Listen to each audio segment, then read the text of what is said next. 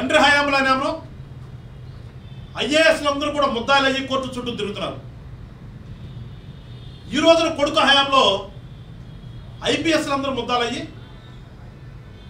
కోర్టులో తిరుగుతున్నారు. అంటే అక్కడ కూడా పంచుకున్నారు. పెద్ద ఆయన కదా, పెద్ద ఆయన పెద్ద ఆయన, చిన్న ఆయన చిన్న ఆయన. ఆ రోజున ఐఏఎస్లు, ఈ రోజున ఐపీఎస్. ఇదంతటికి కారణం ఏంటి? ఇదంతా కూడా ఎక్కడ జరుగుతుంది? మీరు చేసినటువంటి వ్యవస్థల్ని నాశనంలో చేసినటువంటి భాగం కదా ఇదంతా. ఆ రోజున మీరు చెప్పుకున్న మహానాయకులు అనేటప్పుడు ఆ రకంగా నాశనం చేశారు.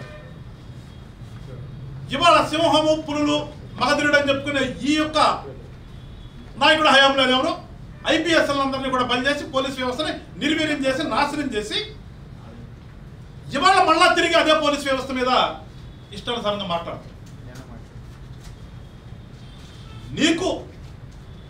నువ్వు మాట్లాడే దాని విధంగానే వాళ్ళకి వత్తాసు పలుకుతున్నారు, వీళ్ళ కార్యకర్తలా పనిచేస్తున్నారని చెప్పే జగన్మోహన్ రెడ్డి గారు నీ యొక్క నిర్వాహకం వల్లే కదా ఇవాళ ఎంతమంది ఐపీఎస్లు సస్పెండ్ అయ్యారు, ఎంతమంది ఐపీఎస్ల మీద కేసులుంటే వాళ్ళు రోజు హైకోర్టు చుట్టూతా ముందస్తు బెయిల్ కోసం తిరుగుతున్నారు, ఎంతమంది విచారణకు హాజరు కాకుండా తప్పుకుని తిరుగుతున్నారు.